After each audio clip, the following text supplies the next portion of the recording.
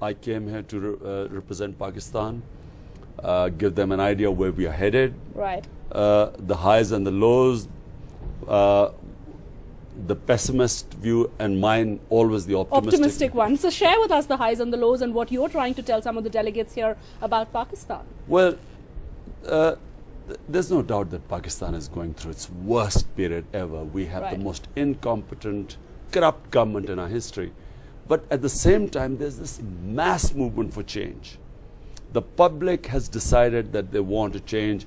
They do not want to see these old parties again, these old political faces again. And so this movement for change is where the optimism lies. And I believe... But will that change happen is the question, because we've not seen it happen for the longest time. Well, we've never had the situation we have had in Pakistan for so long. No civilian government has lasted its full tenure. Will we see this civilian government lasting its full tenure? Is that history in the making? Well, it's only 1.5 months left. Right. And so therefore I think it will, yes, it will complete its full tenure. And so people have seen them, and all the old political parties are in power, either in center or in provinces. Right. And they've seen them in 5 years, and they have decided, the young people of Pakistan have decided that they want to change. So in my opinion, we will have a revolution through the ballot box. Okay, revolution through the ballot box. So am I talking to Pakistan's next Prime Minister? Well, you know, I'm an optimist. I always think I'll win. But this time I have a very strong reason to believe that my party will win. And the reason is that there'll be 40 million young voters out of 85 million which will vote for the first time. Right. And so this 40 million is this vibrant vote for change, which wants to see a new Pakistan, which is sick of old politics. And this is where our strength lies. And of course, we are the only party that has, the membership is about 10 million. And it's the only party that is holding intra-party elections, which will be the only democratic Pakistan party in Pakistan's history, where our own members will elect our leadership. The district organizations will, on their recommendations, will give tickets. It's never happened in Pakistan before.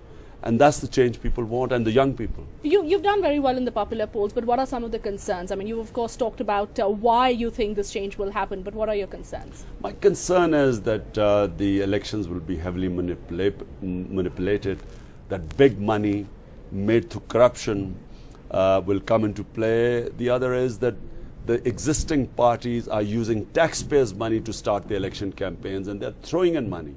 So obviously it's... this will be a match. I mean, I see this as the biggest match of my career. Okay. On one side will be big money made through corruption, these old status quo politicians. On the other side will be the passion of the youth. And I reckon that we'll win. Okay, the biggest match of your career, and you're really hoping you'd win. But let me talk about the ongoing turmoil, the long march that has obviously been making headlines. You didn't join the march in the end. Well, I agreed with the agenda of Dr. Tahir-ul-Qadri, which was for change. He pointed out all the reasons we've been saying for five years. So then why didn't you join him? You know, that there's corrupt politicians are a disaster for Pakistan. Whatever we said, his agenda and our agenda was the same. Right. How to get there was the difference. The strategies were different. Right. His strategy was that you cannot bring a change through electoral politics. You have to bring the government down through the long march. My strategy, and the reason why we didn't join, despite so much pressure from my own party, was because we believe that change can come through the elections and remaining within the constitution. Okay, some people even say Dr. Qadri represents the Pakistan army. If he was backed by the Pakistan army, believe me, the government was gone.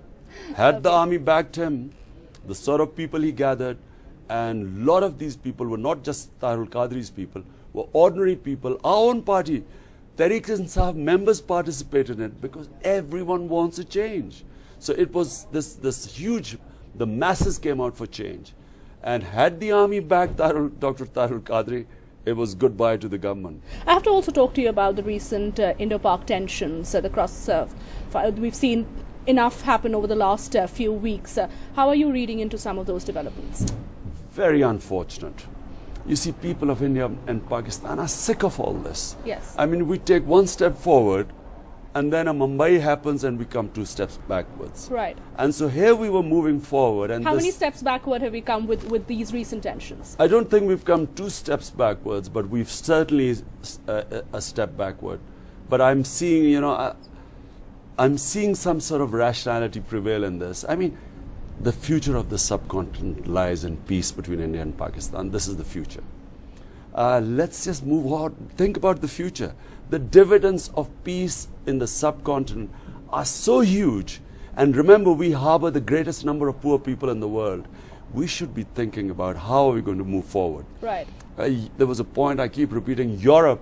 They killed millions and millions of Europeans, and today they have open borders. And look at, and the impact of free borders, free trade, the standard of living rose, you know, touched the sky. The other Europe, which did not have democracy, which had closed borders, you just see the standard of living going down in Eastern Europe, Western Europe going up. Why aren't we learning from it?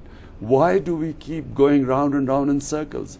But do you see the recent tensions escalating, or do you see it settling down? How do you see it panning out now? Because there are serious concerns on the Indian side. There are concerns on Indian sides. If you read the Pakistani papers, there are concerns on Pakistani sides. You know, there are one group here saying we are being too soft on India. I've seen India saying the same. Right. It's not sane. These are not sane opinions. Sane people will say that, look, let's sort out our differences and move ahead. We cannot afford this anymore. I mean, it is just too costly. Arming ourselves to the teeth, nuclear armed countries, they cannot afford this sort of tension and confrontation. It's time to move on. And the impact that it has on sports, on art, on trade, and the fallout of all of that. And then it basically strengthens that small vested interest which get votes from creating hatred between the 2 countries. So we strengthen that small lobby. I just think that sane opinion on both sides of the border does not want this to escalate. Do the Indo-Pak tensions come up during your talks here in Davos? Are delegates concerned about it? Have they brought it up? Not really, but this was more about particular Pakistan situation. So no one knows where it's heading. Right. I mean, Pakistan is now sitting on really crossroads. We could actually, from all these crises, we could really take off. Or unfortunately, things can go wrong too. So I mean, there is a lot of concern in the world. Where do we go from here? India's #1 news app just got even better. Download NDTV's new app.